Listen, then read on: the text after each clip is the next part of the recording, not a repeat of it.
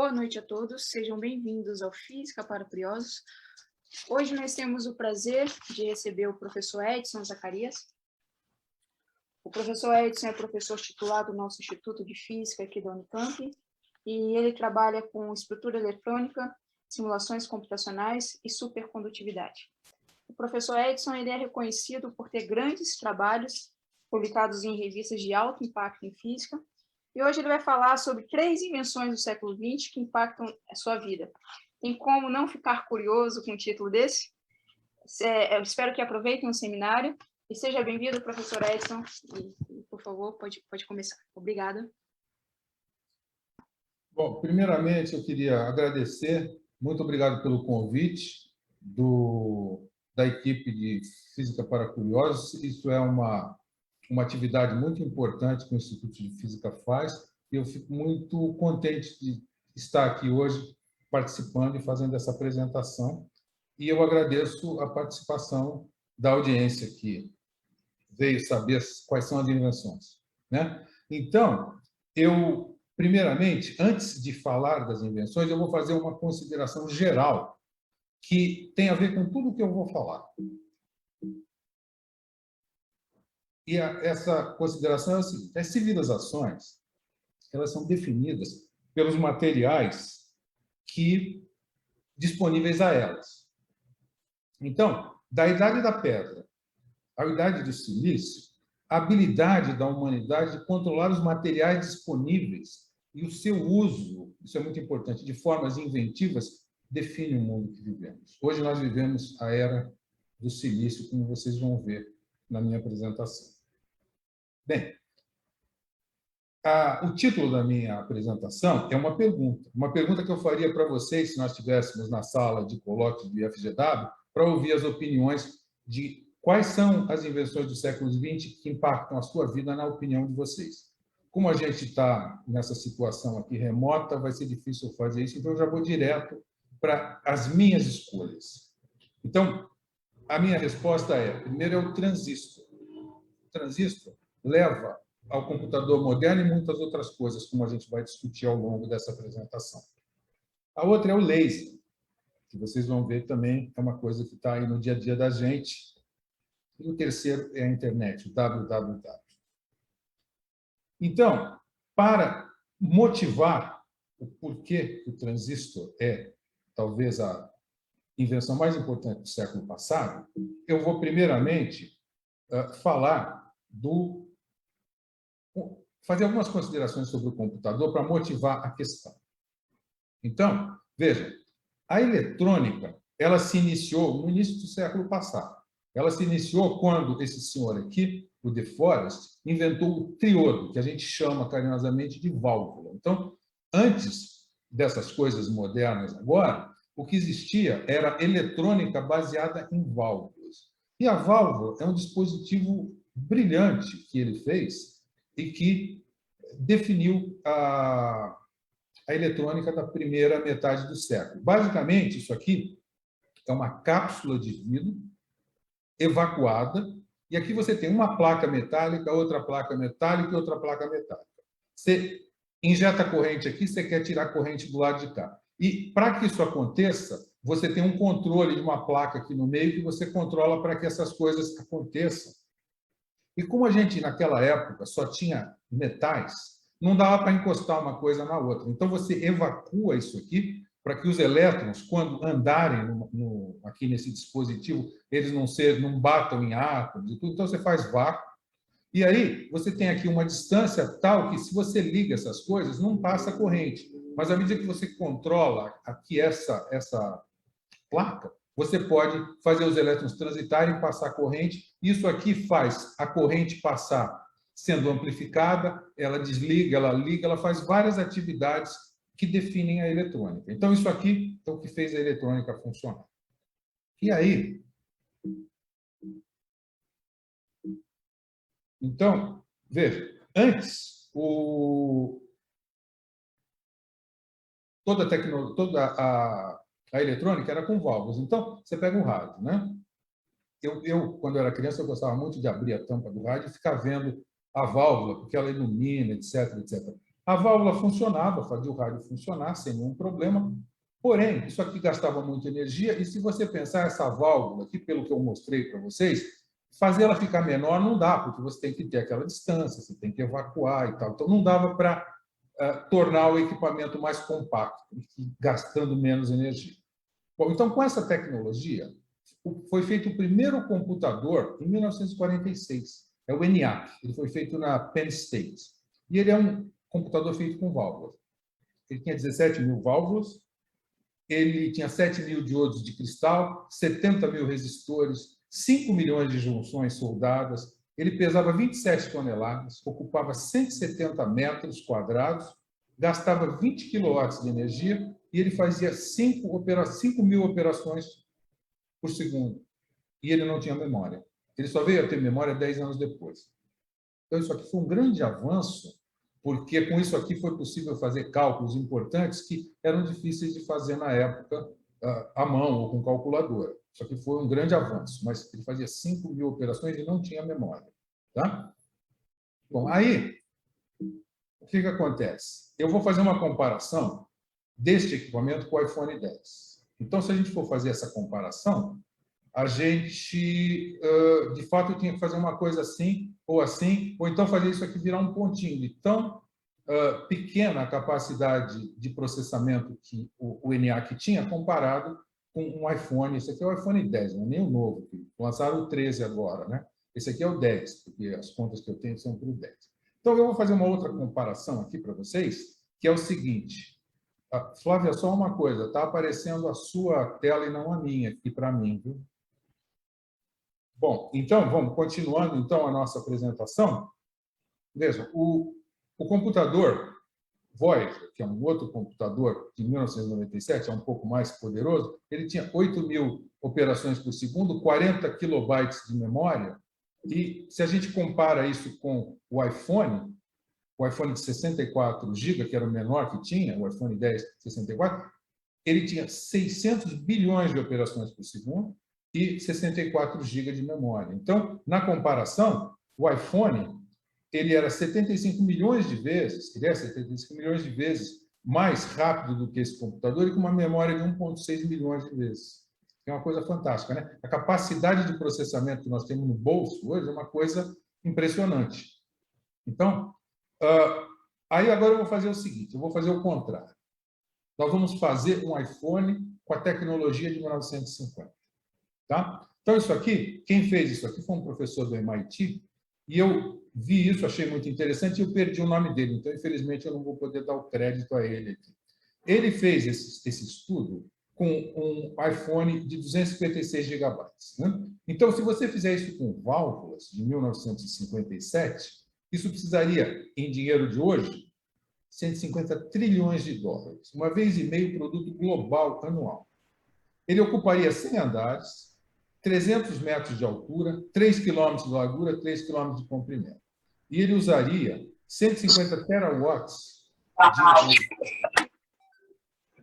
que corresponde a 30 vezes a capacidade mundial de geração. Tá? Então, vocês veem, de novo, o quanto de tecnologia que tem aqui. Então, a pergunta é, o que mudou nesta tecnologia da válvula para a gente fazer as coisas que faz hoje? Né? Então, o que acontece é o seguinte, a mecânica quântica, aqui a gente vai precisar da mecânica quântica. Então, eu vou fazer um resumo de uns resultados muito importantes. Antes da mecânica quântica, que ficou na versão que a gente usa hoje, 1925, mas evoluiu de 1900 a 1925, depois de 1925, se entendeu uma coisa que se entendia antes. Antes, a gente sabia que metal conduz eletricidade, isso aqui é um fio de cobre, né? E isolante não conduz eletricidade. Então, o diamante, ou então a madeira, a borracha, são isolantes. Então, é por isso que você pega uma chave de fenda e o cabo é de madeira, e se você não encostar no metal, você não toma choque, porque ele é isolante. Né? Agora, quem entendeu isso aqui foi a mecânica quântica. Então, a mecânica quântica, o que ela entende é o seguinte, quem faz tudo isso são os elétrons. Então, no material, os elétrons eles ficam numa região que se chama a banda de valência. E você vai colocando os elétrons como se fosse numa caixa. Os elétrons que estão mais aqui em cima são os elétrons que vão ser usados para passar corrente aqui nesse fio. Tá? Então, o que acontece é que quando você coloca alguma diferença de voltagem, os elétrons vêm para essa região que está disponível para eles. Isso aqui é a banda de valência, isso é a banda de condução, é onde ele conduz. Então, como ela está adjacente, ele conduz.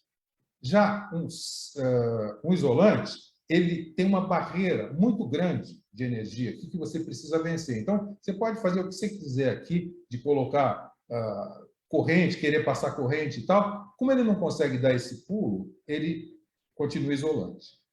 Aí, já que os físicos entenderam isso, eles entenderam uma outra coisa. Existem outros materiais que são assim, eles são intermediários entre esse e esse. Eles têm um gap também, eles têm essa barreira de energia, mas essa barreira é menor. Então, essa barreira aqui, você pode vencer por interação térmica, e você pode vencer também usando impurezas, e pode fazer dispositivos com esse semicondutor. Então, silício é um desses caras, germânio é outro, arseneto de galho é outro. Então, esse é o material que vai nos proporcionar a nova tecnologia. Então, depois de 1925, as pessoas estavam trabalhando entender esses materiais. E a AT&T Bell Labs, a empresa telefônica americana, ela estava muito interessada em fazer alguma coisa melhor que a Huawei. Então, ela pôs um monte de pesquisadores trabalhando, pesquisadores que fazem física fundamental, trabalhando, e muita gente estava trabalhando, purificando semicondutores, produzindo um bom germânio, um bom silício.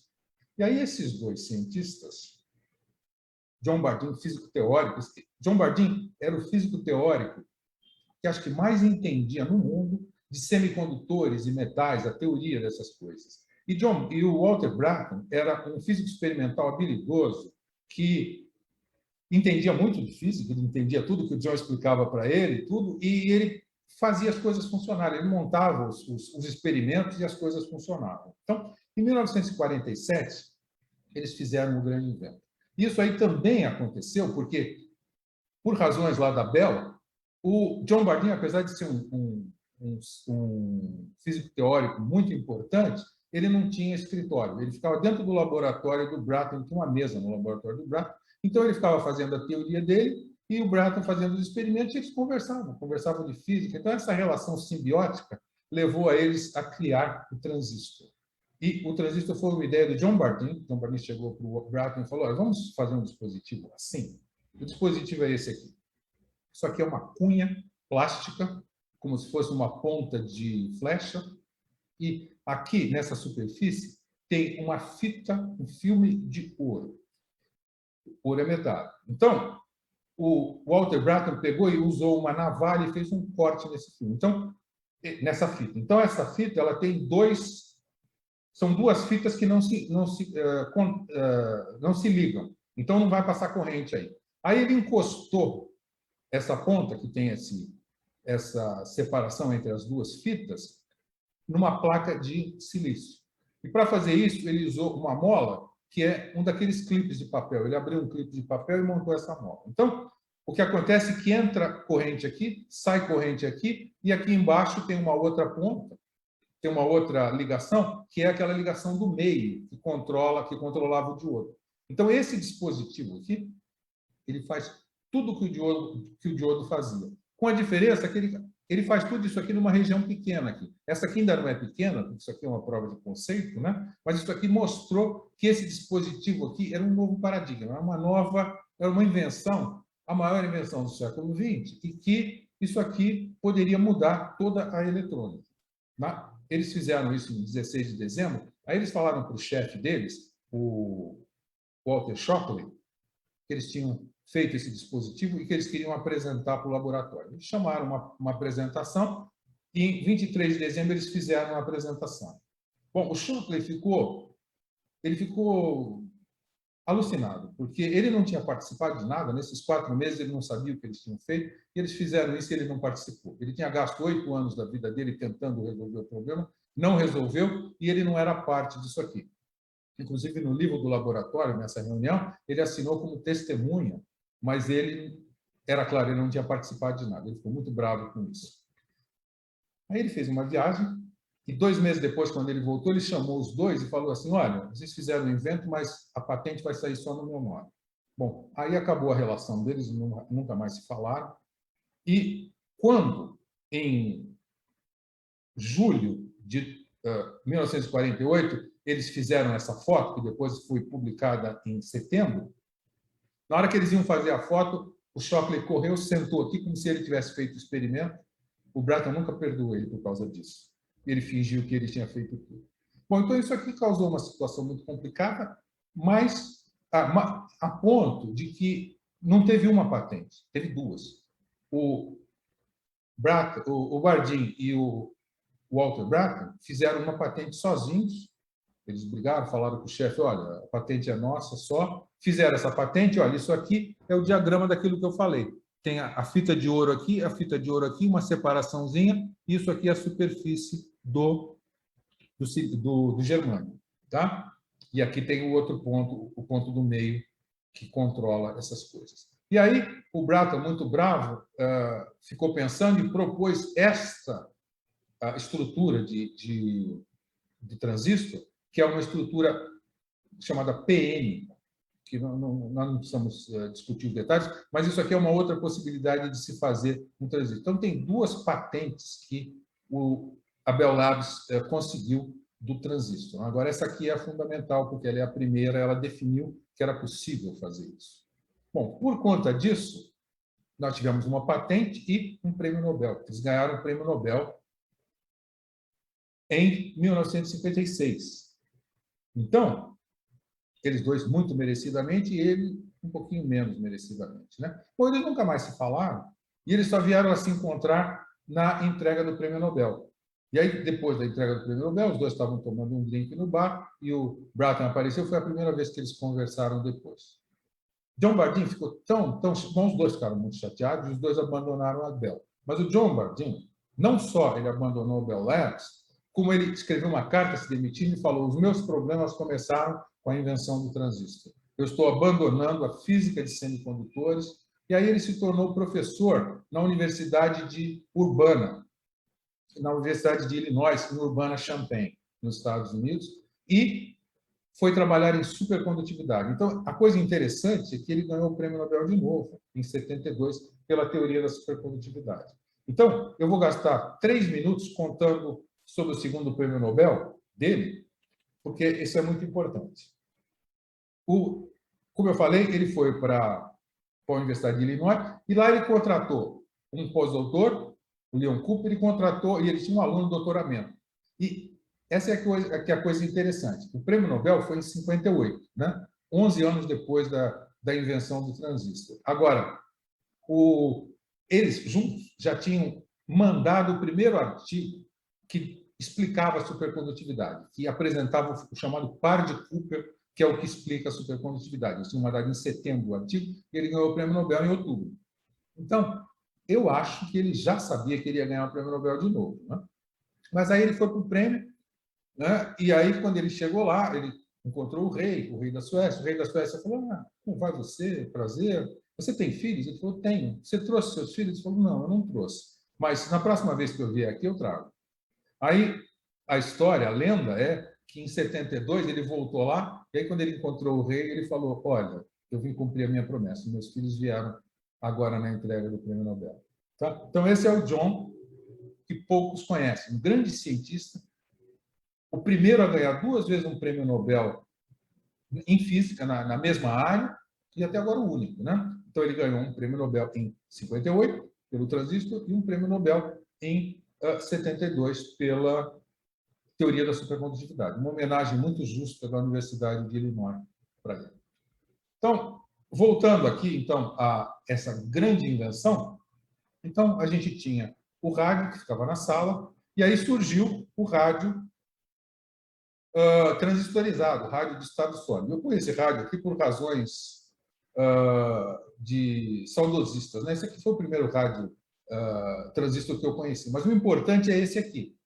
Este rádio, olha, vocês veem a mão da pessoa aqui. Isso aqui foi um dos primeiros produtos que usou transistores, né? Então, esse rádio, o Regent TR1, ele foi e olha, veja que interessante, o primeiro produto que essa nova tecnologia fez foi um produto pessoal. Isso aqui é um rádio pessoal, né? Você pode escutar música sozinho, onde você quiser. E isso aqui livrou os jovens de ter que ficar na sala ouvindo música com o pai, e eles puderam ouvir rock.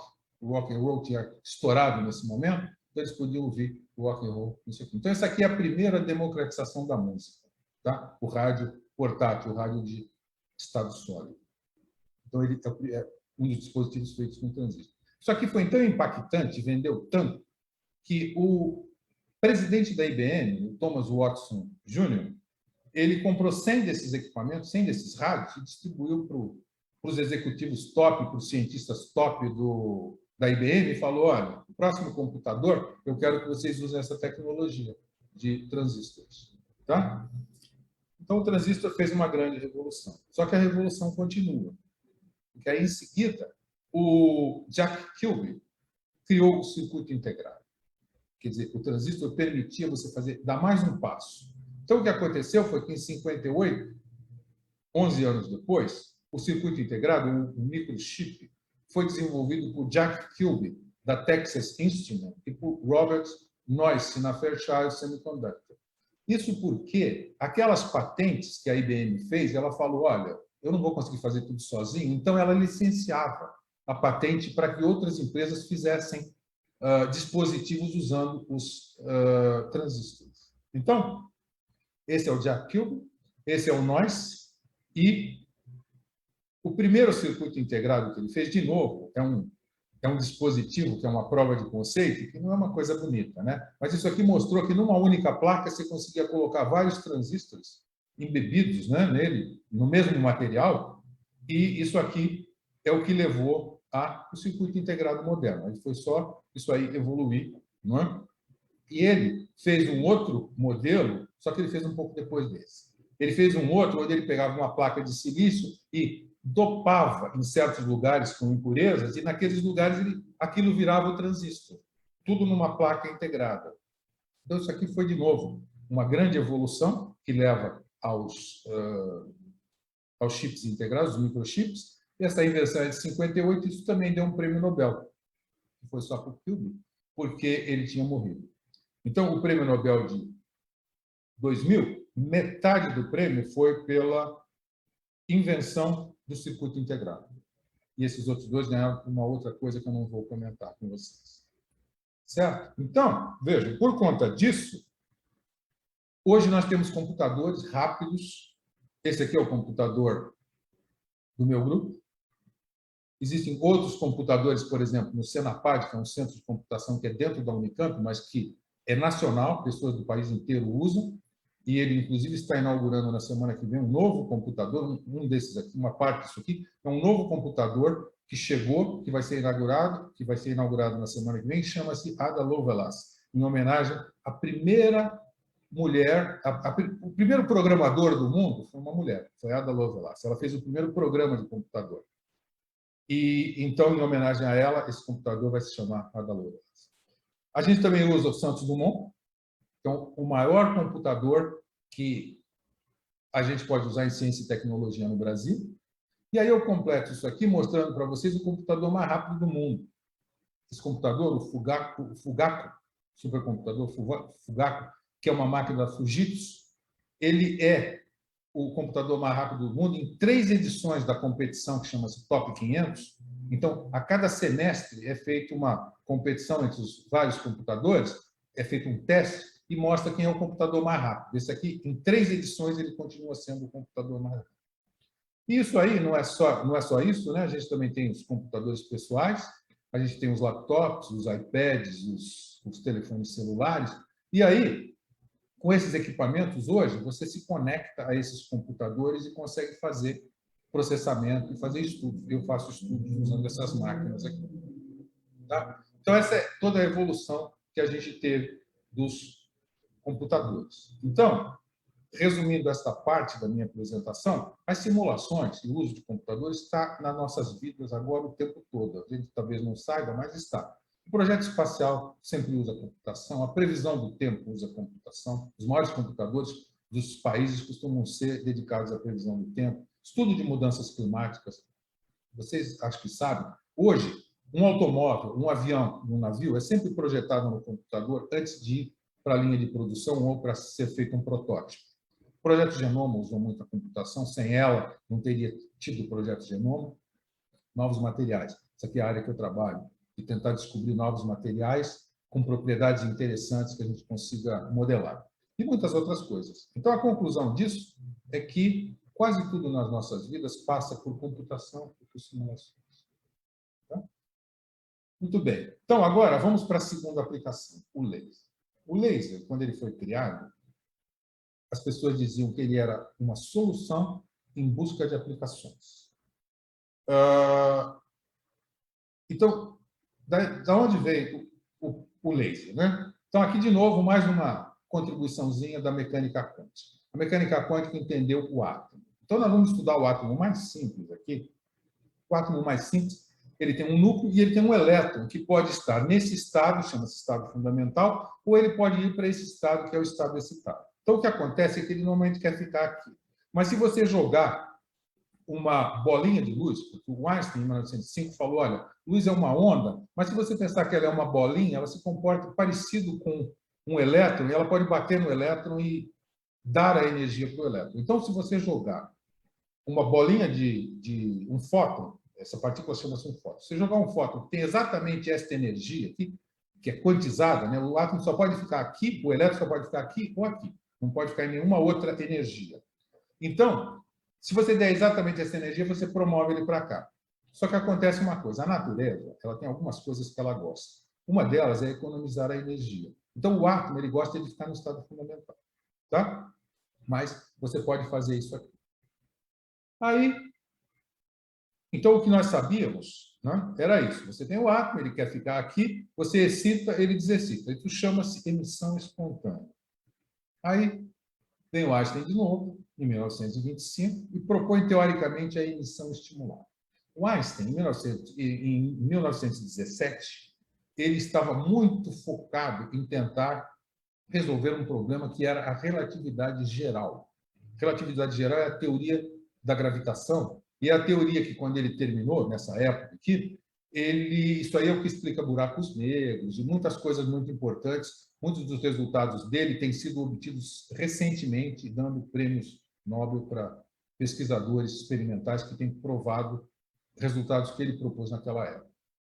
Então, o que ele falou? Ele falou o seguinte, ele falou, olha, se você conseguir colocar o elétron aqui, no estado de cima, e aí se eu jogar uma partícula de um fóton, né, uma partícula de luz, que tem exatamente esta energia, essa diferença de energia aqui, você derruba esse elétron, ele vai para o estado fundamental e ele emite um fóton.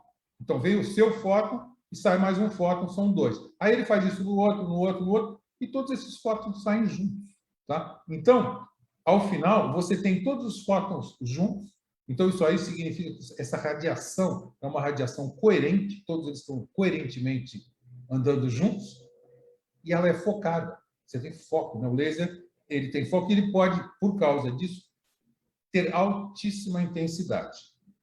Então, isso aqui é diferente da luz que a gente usa, essa luz que está iluminando a minha sala aqui, porque essa luz é uma luz em que os fótons saem desordenadamente, não tem coerência. Né? Então, essa é a ideia da emissão estimulada. Isso é 1917. Aí, mais de 40 anos depois, vem o laser. E o laser, ele é a amplificação de luz por emissão estimulada de radiação. A emissão estimulada que o Einstein propôs foi experimentalmente feita. Primeiro, ela foi feita no irmão do laser, que é o maser, porque isso aí era feito numa faixa de energia e de comprimento de onda que não era visível. Então, era micro-ondas. Mas vamos pensar que isso aqui é o laser. Então, quem fez isso foi, independentemente, o Nikolai Bazov e o Alexander Prokhorov na Rússia, e o Charles Townes e o James Gordon e Herbert Zeiler na Universidade de Columbia, em Nova York. Então, isso é o maser, que é o primeiro dispositivo que usa essas ideias do Einstein. E aí, o laser, o termo foi proposto por Gordon Gould, que era aluno de doutoramento na Universidade de Columbia. Ele propôs o nome laser e ele participou das coisas, e ele tentou, inclusive, ter a patente, mas ele não conseguiu. Mas aí, em 1958, Arthur Shallow e Charles Townes, que fez o Maser, publicaram a teoria dos lasers. Explicaram como que você podia ir para intervalo de frequência e comprimento de onda da luz. E aí eles tinham feito uma patente do Maser, então eles ganham a patente em 1960.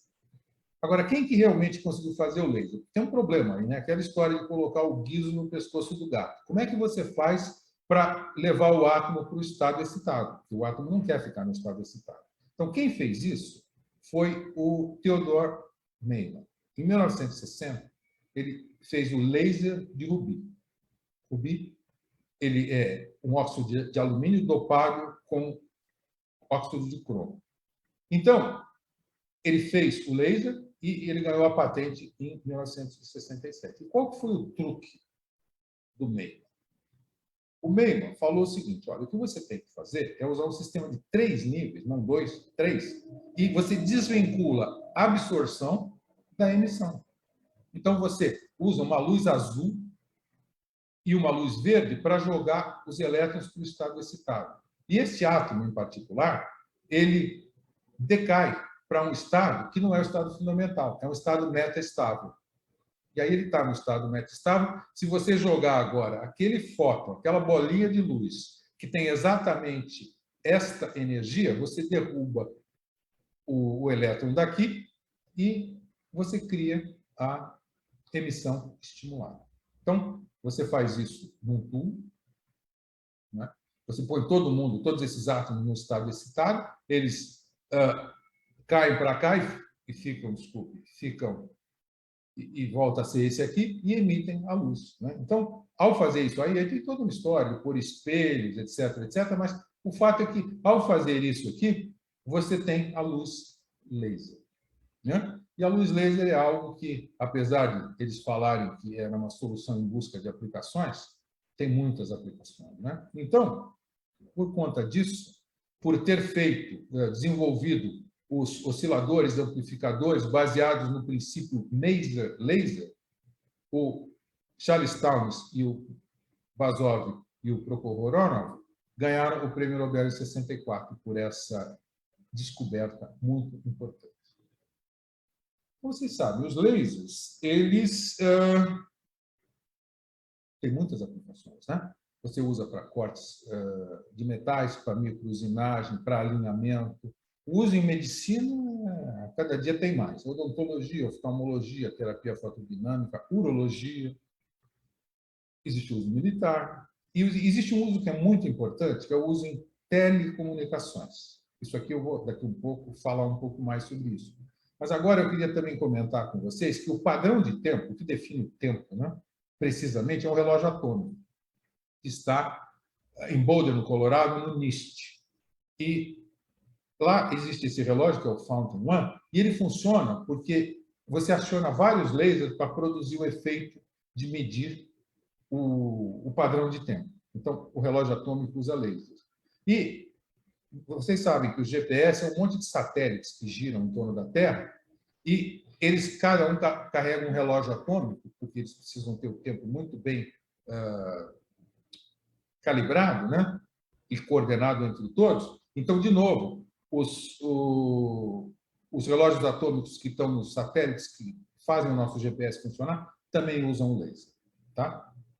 Então, veja, você tem a oftalmologia, você tem a mira laser, você tem as comunicações ópticas, que eu já vou falar um pouco mais, e você tem os lasers que são usados em laboratório. Você tem um laboratório de física, do professor Kleber Mendonça, da UFSCar. Existem vários desses equipamentos. Isso aqui é uma mesa ótica, um laser, onde você faz pesquisa em materiais e em lasers também, né? E os meus colegas que trabalham com lasers usam essas mesas para estudar uma série de coisas e descobrem coisas novas, né? E aí eu queria falar, finalmente, de uma coisa que eu gosto muito, que vem consequência do laser, que é o tocador de CD, de discos, né? Discos de música ou DVDs. Isso é o CD player. E o CD player, eu falei aqui, a democratização da música é a segunda democratização da música, né? Porque o CD player, o que ele fez foi transformar aqueles discos grandes, né, que usavam agulhas, que chiavam muito, Se você queria ouvir música de qualidade, você tinha que gastar muito, muito dinheiro para ter uma agulha que não fizesse barulho, muito cuidado com o disco não riscar. E aí o laser veio, e a leitura é feita com laser, não tem contato, o disco é pequenininho, e com isso democratizou a música. Bom, eu sei que os jovens, se tiver jovens assistindo a minha palestra, eles vão dizer que nem sabem o que é isso aqui, porque hoje todo mundo ouve música no iPod e tal, né? Mas isso aqui foi a democratização da música. Isso falado desse jeito, eu sempre achei isso importante, porque eu comecei a poder ter uma discografia e ouvir música quando os CDs apareceram, porque eu não gostava do chiado dos discos. Então, quando isso aqui aconteceu, para mim isso foi uma revolução, e aí eu pude ter um arquivo de discos para poder ouvir música. Isso aqui da democratização da música, eu ouvi falado dessa maneira por um físico muito importante que eu conheço, chamado Sir Michael Berry. Ele, dando uma palestra de divulgação, do tipo da minha, falando de outras coisas, ele falou rapidamente do laser, ele falou que isso aqui era uma das coisas mais importantes que o laser tinha feito, a democratização da música. Eu gostei tanto disso, ele colocou em palavras algo que eu sabia, mas não tinha verbalizado dessa maneira, então eu quis falar isso aqui para vocês também. E eu estou apresentando a fonte, Sir Michael Berry. Bom, então, isso aqui é a nossa segunda invenção. Então, eu queria dizer, antes de eu falar da terceira, eu queria dizer o seguinte para vocês, para levar para casa. Se vocês ficarem com essa mensagem, eu vou ficar muito feliz. O transistor foi uma colaboração simbiótica entre teoria, física teórica e experimentos. O laser foi uma previsão teórica de 1917, depois uma invenção em 53 e 60. E essas duas coisas, essas duas invenções importantíssimas, elas são resultados da física quântica. Então, se a ciência não tivesse entendido a física quântica, essas coisas não poderiam ter acontecido. Tá? Então, essa é a importância da física quântica nessas duas coisas. Muito bem. Agora nós vamos para a internet. Talvez alguns de vocês saibam dessa história, mas eu sempre me surpreendo que quando eu conto essa história para alguém, as pessoas em geral não sabem. Quem souber, me desculpe, que essa parte vai ser então repetitiva. Mas por que a internet existe? A internet existe pelo seguinte: existe um laboratório na Suíça chamado CERN. E na Suíça, os cientistas precisavam se comunicar rapidamente. O CERN, ele é um laboratório para fazer. Esse laboratório ele faz pesquisa em partículas elementares. Ele estuda as coisas mais fundamentais da física, os constituintes da matéria. E para fazer isso aqui, isso envolve muito dinheiro, muita tecnologia e precisa de muita gente. Isso aqui não é coisa que você faz com 5 pessoas. Você precisa de grupos grandes. Então, os grupos em Genebra, eles eram muito grandes. Então, pesquisadores de várias universidades do mundo iam lá, montavam o seu experimento, faziam o experimento, aí o outro grupo vinha, continuava o experimento e tal. E aí, os pesquisadores, eles precisavam trocar essas informações de uma forma eficiente. Porque eu me lembro que antes da internet, o que acontecia era o seguinte: os físicos de partículas, ou teóricos que faziam fenomenologia, ou os experimentais, eles pegavam um avião, iam para Genebra, faziam os experimentos, aí eles voltavam com fitas magnéticas, que tinham quase 50 centímetros, uma mala de fitas magnéticas, iam para o computador local e ficavam lá processando esse material. A hora que eles tinham os resultados, os gráficos, eles voltavam para o CERN para discutir com o pessoal.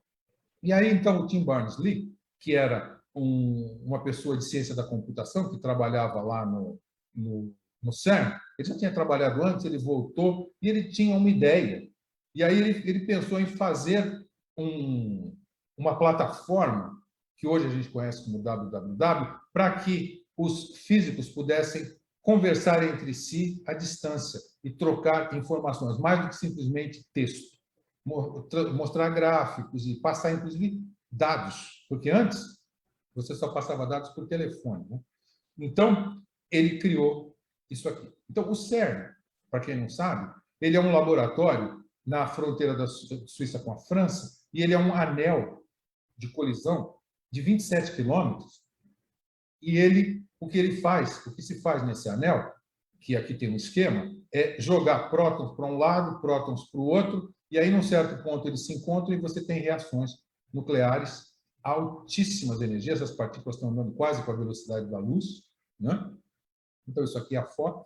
Você tem um anel pequeno que injeta partículas no grande e o pessoal faz experimentos. Então, hoje, esse anel aqui é o Large Hadron Collider, é o LHC, ele tem vários experimentos. Então, ele tem estações que fazem experimentos. Aqui tem uma, aqui tem outra, aqui tem outra. A Alice, por exemplo, o projeto Alice é um projeto que tem colegas nossos aqui da Unicamp. O professor Jun Takahashi coordena um grupo que participa desse experimento. E o CNS é um experimento que pesquisadores em São Paulo, o professor Sérgio Novaes e a sua equipe participam desse experimento aqui. Tá? Então, para que as pessoas pudessem conversar aqui do Brasil e tal, com o CERN e todos os outros, o Tim Berners-Lee criou o www. Então, ele teve a ajuda do Robert Kallio, que era um engenheiro, e eles juntos, então, fizeram o www em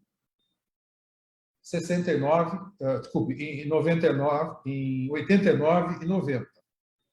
E aí, eles acharam que isso aí era uma coisa tão fantástica que, em 94, eles resolveram abrir isso para o público. Que quando isso começou, isso só era usado pela comunidade de altas energias. Aí, nós, que não éramos da comunidade, começamos a tentar usar também antes disso ser público para o resto do mundo. Então, as universidades começaram a usar. Então, o que o CERN fala disso aí é que, em 1990, Tim Berners-Lee, um cientista de computação no CERN, inventou o www, que ele deu esse nome aqui. Né? E aí, eles falam isso aqui. Então, o www é assim chamado, e ele foi concebido para que os físicos de partículas de altas energias pudessem conversar, né? E a partir das instituições que eles estavam, etc. E aí os outros cientistas se jogaram nessa coisa aqui e eles resolveram abrir isso para o público. Então, hoje, todo mundo acadêmico pode usar isso e existe um uso comercial muito grande. Então, isso é o www. Né? Então, uma coisa muito importante é que, quando eles fizeram isso, isso começou pequenininho, como a maioria das coisas. Né? O primeiro servidor de www, o primeiro servidor do web que o Tim Berners-Lee fez, foi num microcomputador NeXT da Apple. Esse é um computador que ninguém conhece. Isso aqui, o NeXT, ele teve uma passagem meteórica. Né? Então, isso aqui era o servidor. E aí é muito interessante que tinha aqui um papelzinho colado atrás dele que dizia o seguinte: essa máquina é um servidor, não desligue. Porque nessa época, as poucas pessoas que tinham um computador pessoal, estava começando os computadores pessoais, né? Ele desligava o computador, porque o computador dele ele não era ligado a nada. Então, foi aqui que as coisas começaram a se conectar a partir deste computador aqui.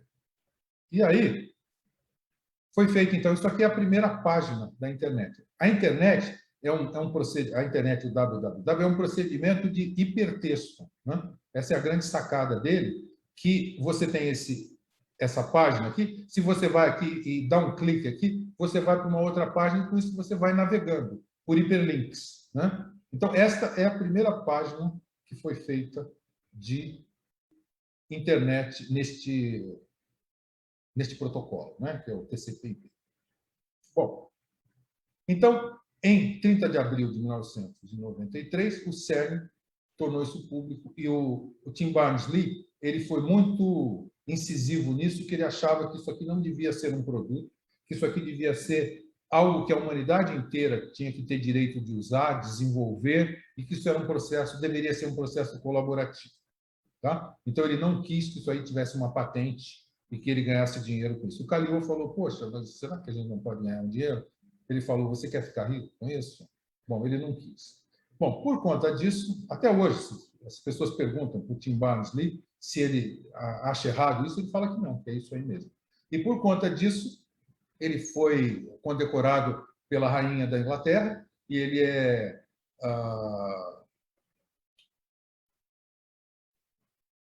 Sir, né? Hoje ele é Sir Tim, né? Porque ele foi condecorado pela rainha da Inglaterra. Então,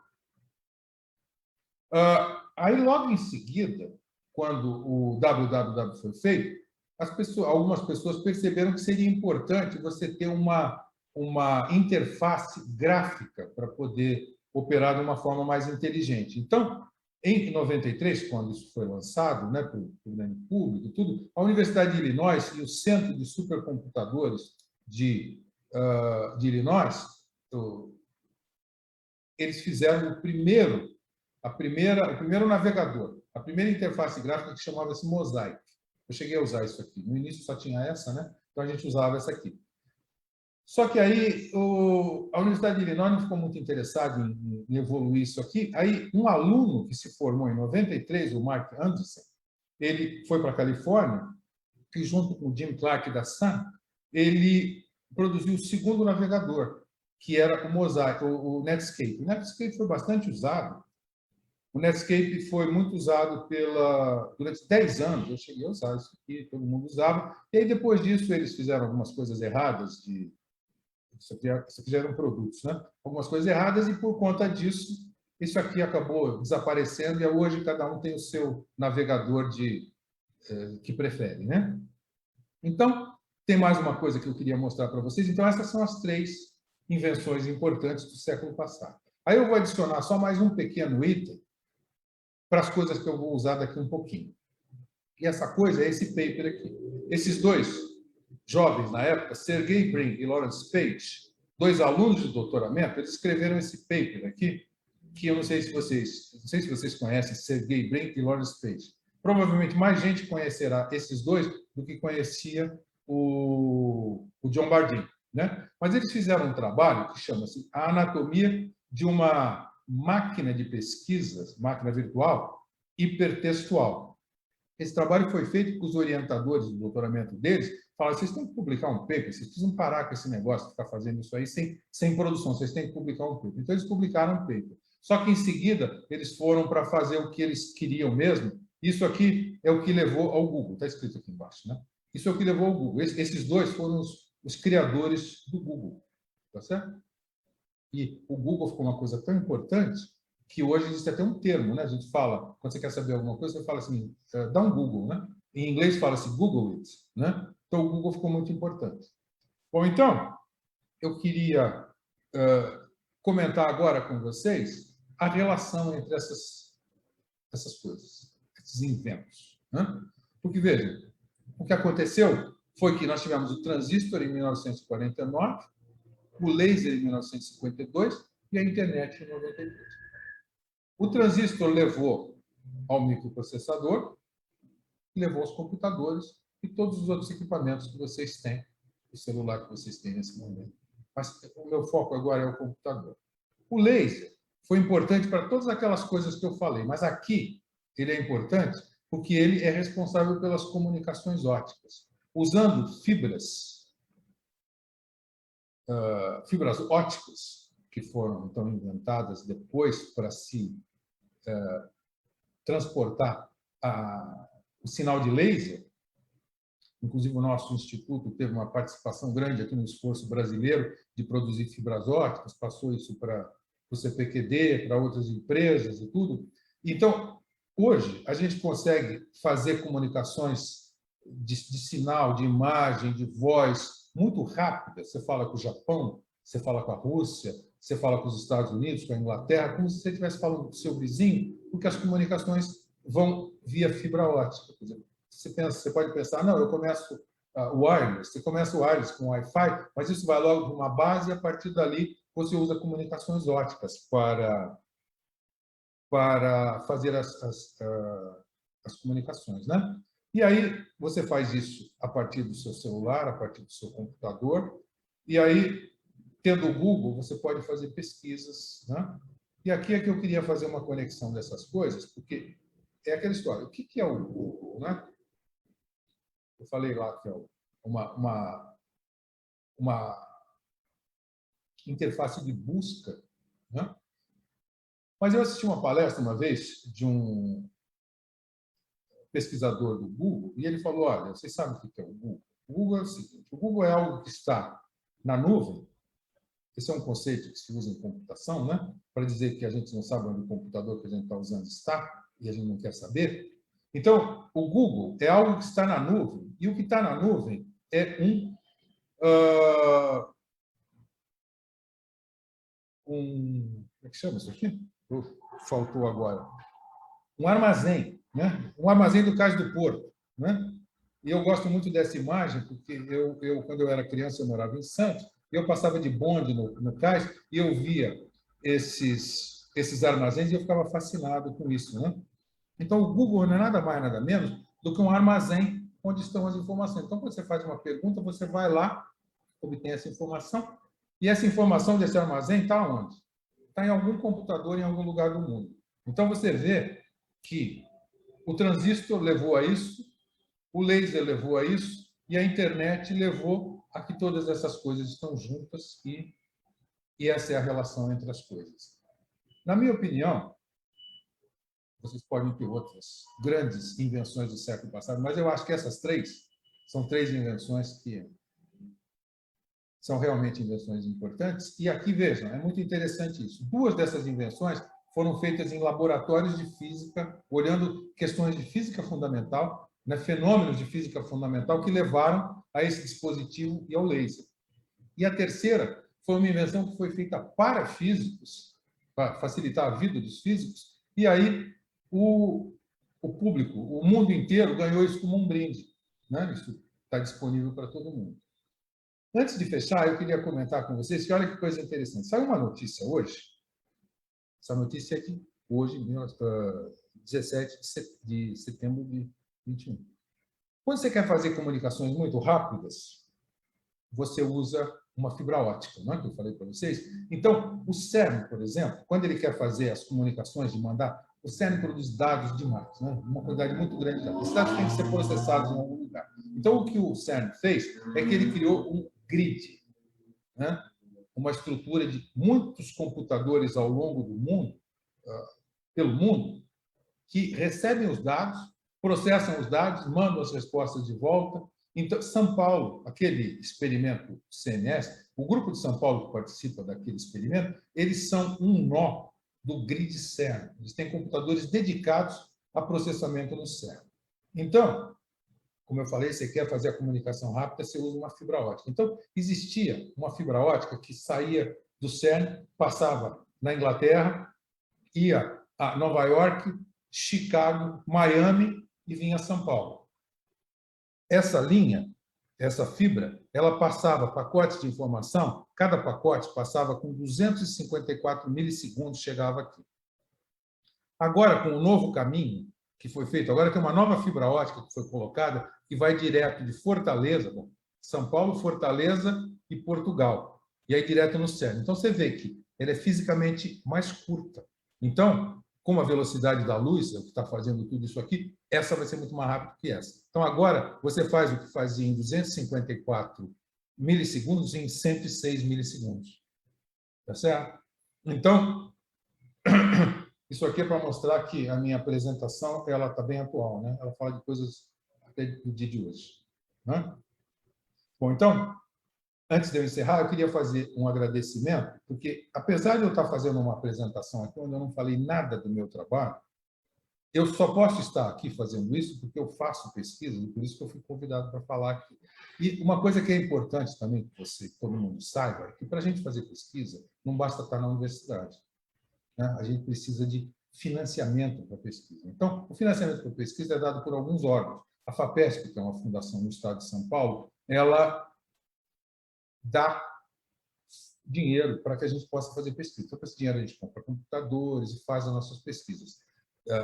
Tem bolsas para os alunos, e quando a gente tem projeto da FAPESP, a gente também ganha algum dinheirinho que vem daqui da universidade. Tem também o CNPq, que dá as bolsas e dá alguns projetos também de pesquisa, e a CAPES, que dá bolsas. Então, esses órgãos de financiamento são fundamentais para que a gente possa fazer as pesquisas. Né? Pesquisa depende de financiamento. Então, basicamente era isso que eu queria falar para vocês. Eu queria falar dessas três dimensões que eu acho que são realmente muito fundamentais, né? E eu espero ter passado essas ideias para vocês e mostrado o quanto essas coisas, para que elas tivessem acontecido, foi importante se saber ciência básica. Então, com isso, eu agradeço muito a atenção de vocês e eu estou à disposição, caso existam perguntas. Obrigado. Muito obrigada, professor, pelo grande seminário. Bom, então a gente abre agora a parte de perguntas. O pessoal que está assistindo a gente pelo Facebook, por favor, escreva a sua pergunta lá, que a gente vai ler e fazer para o professor. Aqui no Zoom, quem quiser perguntar para o professor diretamente, levante a sua mão, a gente vai abrir o microfone, você vai conseguir fazer a sua pergunta, ou escreva a pergunta aqui no chat, que a gente também vai fazer a pergunta para o professor. Fiquem à vontade, gente.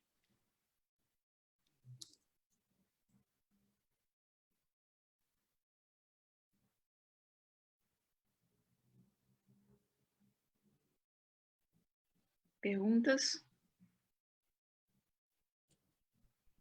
Oi, Flávia. Acho que tem uma perguntinha no chat da Virgínia. Na verdade, acho que foi só um comentário, na verdade, a respeito do von Neumann. Né? Acho que o professor poderia comentar um pouquinho.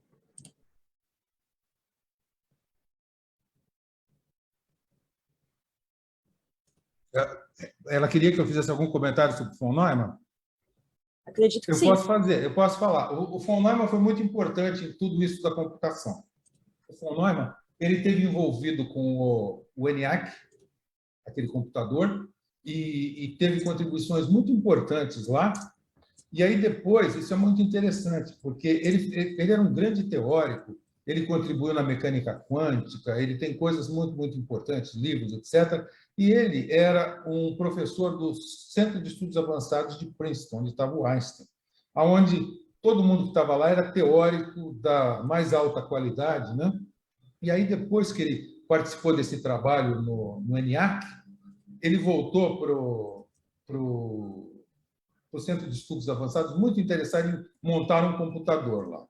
E aí ninguém olhou ele com bons olhos. Aí ele falou, olha, vocês, todos os cientistas aqui, precisam ir além do quadro negro, giz, lápis e papel. A gente precisa usar computação. Bom, as pessoas não gostaram. Então, ele não tinha nem lugar para ficar. Aí o Gödel não quis ter uma secretária, então existia uma sala, que era a sala da secretária do Gödel, mas que ele não tinha secretária. Então, essa foi a sala que foi dada para o von Neumann para ele tentar fazer o computador dele. Mas ele não teve apoio nenhum, ficou mais uns poucos anos, e aí ele foi para, acho que, Washington, fazer algumas outras coisas, e o computador do Centro de Estudos Avançados nunca aconteceu. A computação em ciência, ela foi muito, no início, ela foi muito olhada assim com maus olhos. As pessoas achavam que fazer simulação computacional era uma coisa menor. Isso evoluiu muito hoje, a computação é muito aceita, ela é considerada como um dos pilares da ciência. Legal, obrigada. Temos uma mão levantada aqui na sala do Zoom. Isso. Anderson, pode fazer a tua pergunta. Opa, beleza. Boa noite, tudo bem? Boa noite. Minha pergunta seria no sentido do surgimento da internet, que aqui você mencionou, né, essa história do CERN, mas de que forma que ela se relaciona com o surgimento, com a criação do ARPANET final da década de 60, né, nos Estados Unidos, no contexto da Guerra Fria? Qual é a relação, assim, porque quando se fala no surgimento da internet, a gente ouve nesse sentido do militar, né, que foi criado durante a Guerra Fria. E se esse que foi criado no CERN utiliza algum princípio que foi utilizado anteriormente, qual que é a relação nesse contexto e como se poderia dizer assim a respeito do surgimento da internet? Qual foi o primeiro passo nesse sentido? Sim, sem dúvida. Então, a história que eu contei aqui para vocês é aquela história. Eu queria falar dos físicos, do impacto, né? Então eu selecionei algumas coisas aí. É claro, nada acontece pela primeira vez, né? Isso é outra coisa que o Michael Berry fala. Quando você olha, sempre tem alguma coisa atrás, ou alguém já fez e tal. Então, é o seguinte, realmente, antes existiu muita pesquisa, principalmente pesquisa militar nos Estados Unidos, e existia uma coisa chamada ARPANET. Então, existia uma maneira das pessoas se comunicarem, mas isso não chegou ao circuito universitário. E aí depois isso foi evoluindo, e antes do www, do Tim Berners-Lee, o que aconteceu também é que começou a ter uma coisa que era uma comunicação eletrônica. Mas isso também era uma coisa sofisticada, que não era qualquer universidade que conseguia fazer. A primeira foi quando Yale, deixa eu ver aqui, Yale e a Universidade de City University de Nova York, eles fizeram um link e eles conseguiam se falar, ou seja, trocar mensagens. E aí, antes do www, já se trocava mensagens de texto, que era uma coisa que não se chamava e-mail, tinha outros nomes. Um dos nomes que tinha era Bitnet. Então, era uma maneira de você trocar texto, mas mesmo isso era meio complicado de fazer, não era qualquer lugar que você conseguia fazer, só nas universidades. Então, isso aí começou a acontecer nas universidades, por exemplo, no Brasil, no final dos anos 80. Então, nessa época aí, o www estava começando e a gente já conseguia trocar algumas mensagens, né? Então, antes, quando você ia para o exterior, você tinha que mandar carta para as pessoas, né? Em 90, quando eu fui para a Inglaterra, eu podia falar com os meus colegas na universidade, só na universidade, né? Usando essa ferramenta que hoje chama-se e-mail, chamava-se Bitnet. Mas isso era complicado para ter uma conta, era uma coisa assim. E, por exemplo, quando você ia para algum lugar fora da sua instituição, para você usar essa ferramenta, você tinha que ir lá, pedir para o cara abrir uma conta para você. Porque essa história que hoje você tem uma conta em qualquer lugar do mundo, você chega e você usa o seu endereço, isso não existia naquela época. Tudo isso ficou possível depois do www. Claro que ele se apoiou em muitas coisas que existiam, né? E o TCP/IP, que é muito usado, que é o protocolo para trocar as coisas, já existia antes do Tim Berners-Lee, tá? Mas ele teve uma contribuição muito importante, que foi a partir do www que você passou a ter mais tráfego de informação e já logo em seguida com as interfaces gráficas, que foi o que revolucionou tudo. Não sei se eu respondi a sua pergunta, mas... Entendi. Se me permitirem, eu poderia fazer mais uma pergunta? Por favor. Beleza. Hoje, então, a comunicação, né, pela internet se dá através desses cabos intercontinentais, porém, esses desenvolvimentos de tecnologias, por exemplo, de satélite, ou eles poderiam substituir essa tecnologia, ser mais sofisticado, como, por exemplo, a Starlink vem fazendo? Será que em algum momento ela poderia atingir um grau de maior velocidade e qualidade? Olha, tem telecomunicações que são feitas com satélite também, né? Mas a maioria das telecomunicações que são feitas agora, elas são feitas por fibra ótica, que o mundo inteiro está cabeado aí, né? E, por exemplo, a internet no Brasil, ela começou com uma rede chamada RNP, feita pela FAPESP, que conectou as universidades. E isso aí foi o que permitiu a gente começar a fazer as coisas. Então, naquela época, a gente só fazia as coisas nessa rede, que era uma rede física, né? Que conectava os vários centros, não tinha wireless nessa época ainda, né? E a gente podia fazer essas coisas desse jeito. Aí as coisas foram evoluindo. Aí, mais recentemente, essa rede de ciência nossa ganhou uma nova rede de fibra ótica que permeia o Brasil inteiro, chamada Rede Clara, que é usada também para fazer toda essa comunicação aqui no Brasil. Então, quando eu falo com o computador do LNCC, eu estou usando essa Rede Clara, estou usando esse canal rápido aí. Mas também existem as comunicações com satélites, também funcionam, também são importantes. Agora, você manda a informação lá em cima, manda ela voltar, isso aí também tem um trajeto, né? É sempre velocidade da luz, mas é uma maneira também de fazer as telecomunicações. A maneira mais segura para todo mundo é você ter um telefone que se conecta com satélites, né? Com uma rede de satélites.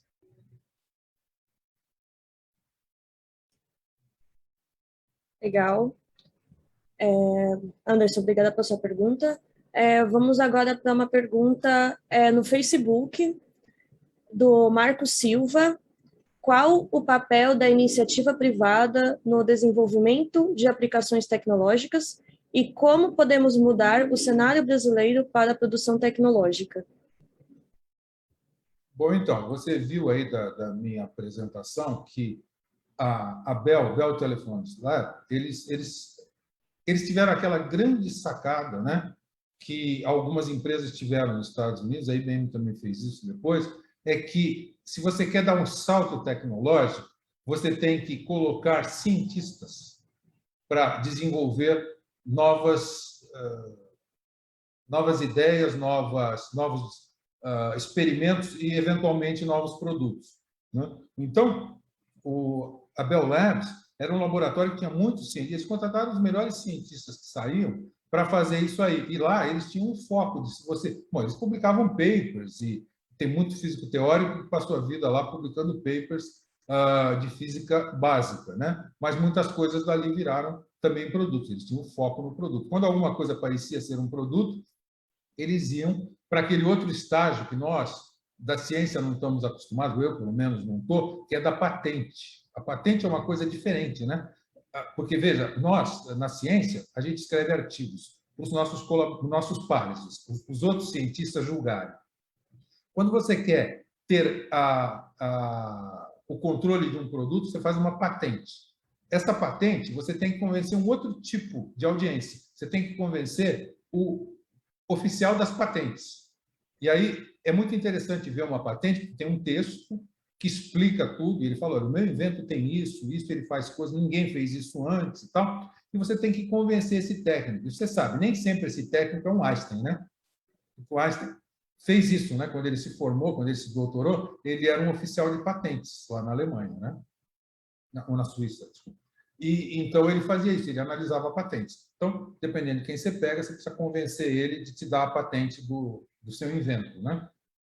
E o Brasil, nessa história, ele ainda está muito incipiente nisso aí. Quer dizer, não existem grandes centros de pesquisa ligados a empresas, mas existe uma coisa que certos pesquisadores fazem pesquisas que são de interesse de empresas e, às vezes, eles têm financiamento da empresa, colaboração com a empresa, mas isso no Brasil não é tão forte como é nos Estados Unidos. Porque lá nos Estados Unidos você tem exemplos. A IBM, a Xerox, a Bell, né, dos telefones, e outras empresas. Aquela Fairchild Semiconductors foi uma empresa importante do Vale do Silício. Existem muitas empresas no Vale do Silício, né? Por exemplo, a Google hoje faz computadores, né? Então, a Google hoje passou de ser aquele hipertexto que eu falei para vocês para se tornar uma produtora de produtos e de tempo de computação. Não sei se você sabe, mas você pode, ao invés de comprar um computador, você pode comprar tempo de computação e ir lá e rodar os seus cálculos nos computadores da Google, que nem você usa energia elétrica. Só que isso acaba sendo mais caro do que o teu computador. Mas tem gente que faz isso no mundo, né? Então, a relação entre a universidade e a iniciativa privada, ela acontece em alguns lugares melhor, em outros pior. Os Estados Unidos faz isso muito bem. A Inglaterra não faz isso tão bem, por exemplo. Então, eles fizeram grandes invenções, mas muitas vezes eles não conseguiam tornar isso um produto. Aqui no Brasil, isso é bem mais incipiente. Mas a Unicamp, em particular, ela se preocupa muito com isso. Ela tem um escritório de patentes que ajuda, tem a Inova, né, que ajuda. Quem tem alguma coisa que acha que pode se tornar um produto, ela tem todo o auxílio.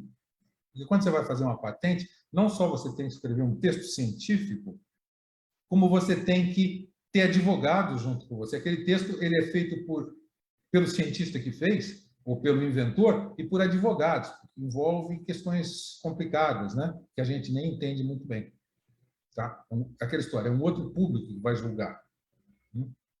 Espero ter respondido a sua pergunta. Obrigada, Marcos, pela pergunta. Alguém tem mais perguntas? Temos tempo ainda. Pessoal do Facebook, do chat do Zoom. No Zoom, quem quiser desmutar, né, desmutar o microfone, fazer sua pergunta.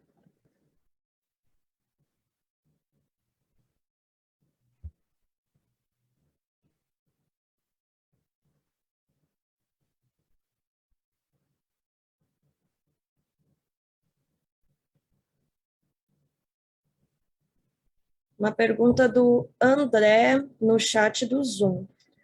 Professor, o que deve vir após o transistor?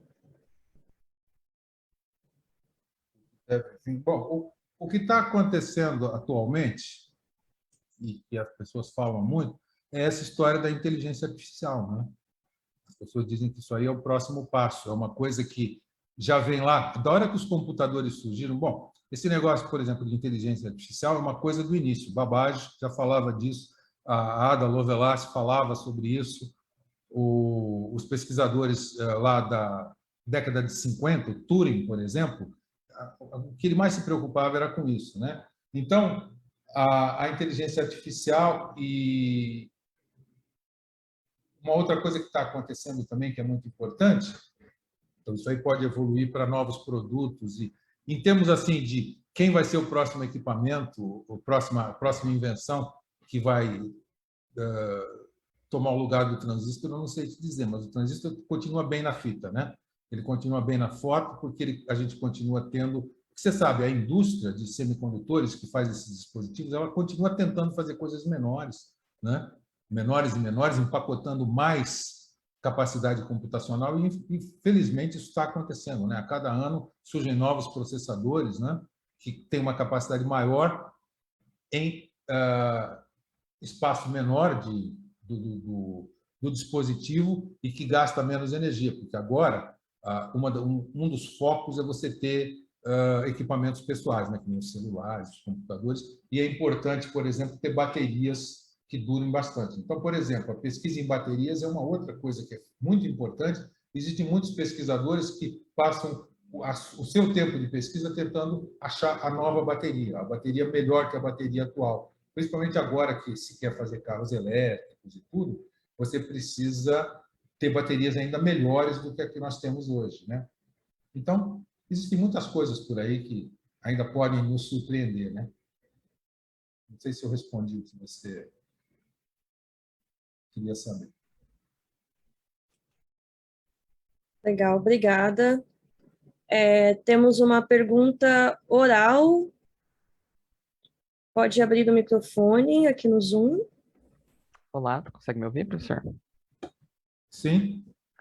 Professor, eu já ouvi falar do computador quântico e que conseguiria fazer processos muito mais rápido que o computador tradicional, mas Isso. como ter uma compreensão assim básica? Por que seria tão mais potente do que um computador tradicional? Obrigado. Olha, o computador quântico, isso aí eu podia. Obrigado pela sua pergunta. Eu devia, talvez, até ter falado do computador quântico na pergunta anterior, mas não me veio isso, eu falei de outras coisas. O computador quântico é uma ideia muito interessante e é uma pesquisa que já existe há 30 anos. E o computador quântico, infelizmente, ainda não está pronto.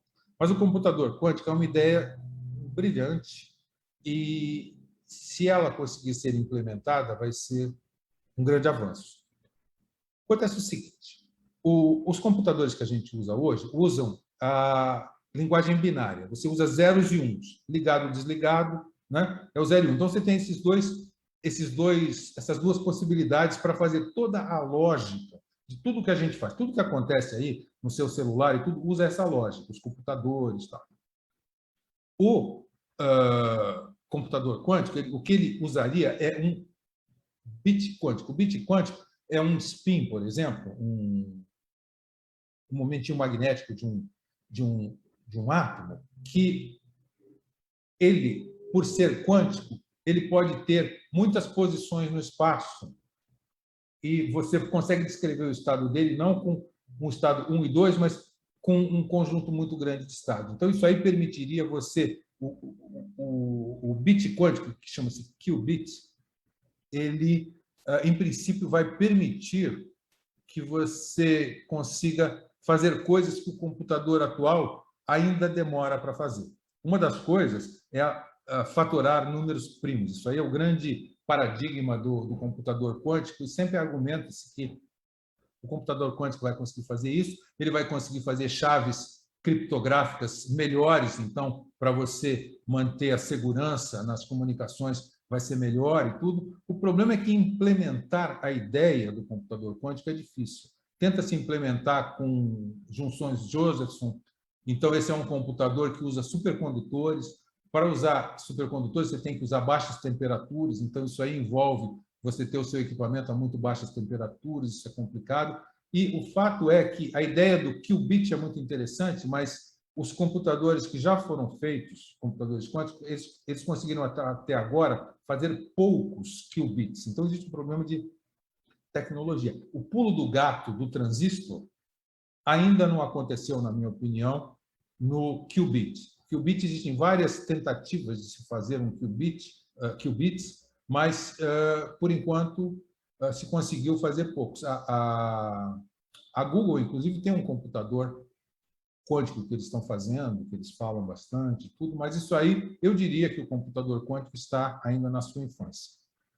Se o professor Marcos César quiser me corrigir ou complementar, nós temos na audiência o professor Marcos César, meu colega, que é um dos especialistas nesse assunto, né, em informação quântica. Então, ele pode, talvez, falar alguma coisa, mas o que eu poderia dizer para vocês?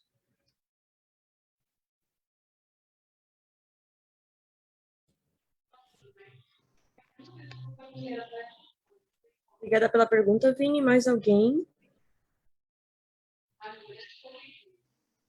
Temos uma pessoa com o microfone ligado que não estou conseguindo saber quem é.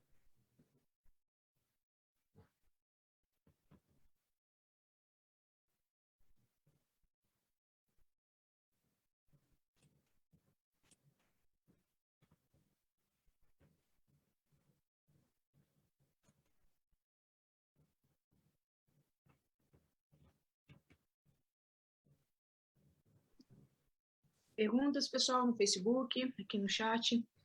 Se alguém quiser fazer algum comentário também, por favor, fique à vontade. Professor Marcos, se quiser fazer algum comentário, fique à vontade, temos tempo ainda.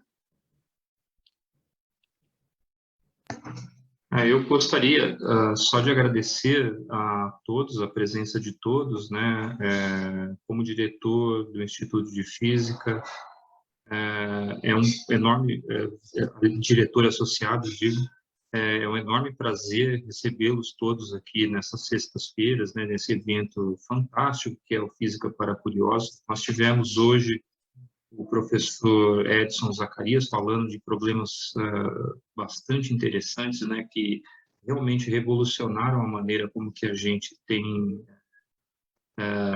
trabalhado, vivido, né, que a gente às vezes nem considera que é presente, né, no nosso dia a dia. Tá?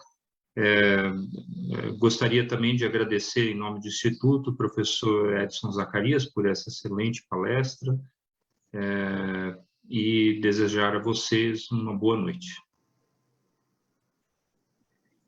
Boa noite a todos. Eu gostaria de agradecer a todos por participarem e assistirem a minha palestra. Muito obrigado. Muito obrigada, professor Zacarias. Boa noite a todos e esperamos vocês no próximo mês com o Física para Curiosos no mês de outubro. Bom final de semana e até breve. Até mais, gente. Tchau. Tchau, tchau. Obrigada, professor Zacarias. Obrigado. Muito obrigado a vocês todos.